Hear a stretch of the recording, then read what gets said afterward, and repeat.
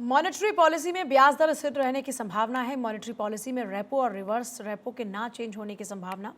RBI policy में CRR कम होने की संभावना है। आरबीआई पॉलिसी रिव्यू में इन्फ्लेशन के आगे कम रहने की संभावना।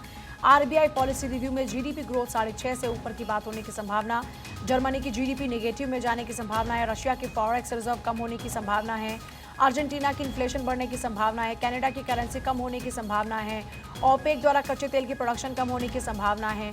तो कुल मिलाकर चाहे आप देखिए इस वक्त कनाडा की करेंसी की बात करें, माफ कीजिएगा, अर्जेंटीना की इन्फ्लेशन की बात करें या फिर रशिया के फॉरेक्स रिजर्व कम होने की संभावना है, इसके कंपैरिजन में ये माना जा रहा है कि भारत की जो स्थिति है वो बेहतर है। और आकाश जी हमारे साथ में जुड़ गए हैं, अर्थशास्त्री। आकाश जी, ये जो जिन बातों का जिक्र अभी मैंने किया, इसमें चाहे रशिया के फॉरेक्स रिजर्व कम होने की संभावना की बात हो या फिर अर्जेंटीना के इन्फ्लेशन बढ़ने की संभावना हो, इस बीच भारत की जीडीपी ग्रो करने की जो संभावना है ये बड़ी सुखद है। Very right, Pooja.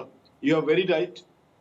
Global economy is going through either a recession or a slowdown, but Indian economy is going great. Indian economy is progressing very good, very well, very fast, and we are the country which has the fastest growing GDP amongst bigger economies. आज की तारीख में हिंदुस्तान की economy बहुत बढ़िया, बहुत तेजी से, बहुत सर पर दौड़ रही है।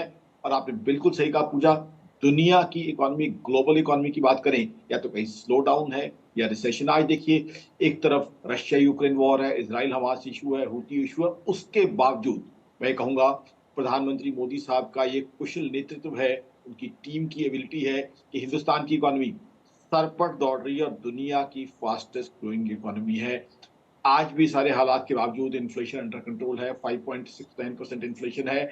आरबीआई का जो कंफर्ट लेवल है 4 to 6% उसके बीच में है, जबकि दुनिया की इकोनॉमीज में हम सब जानते हैं क्या हालत हो रही है। इस बार के बजट में बहुत मेजर कैपिटल एक्सपेंडिचर के ऊपर जोर दिया गया है, रेल फ्रेट कॉरिडोर्स के ऊपर स्ट्रेस दिया गया है, जिससे बहुत सी एम्प्लॉयमेंट जनरेशन होगी।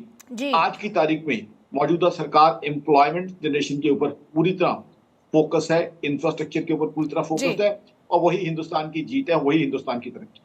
बहुत शुक्रिया आपका इस पूरी बातचीत के लिए। यही भारत की, यही हिंदुस्तान की जीत है।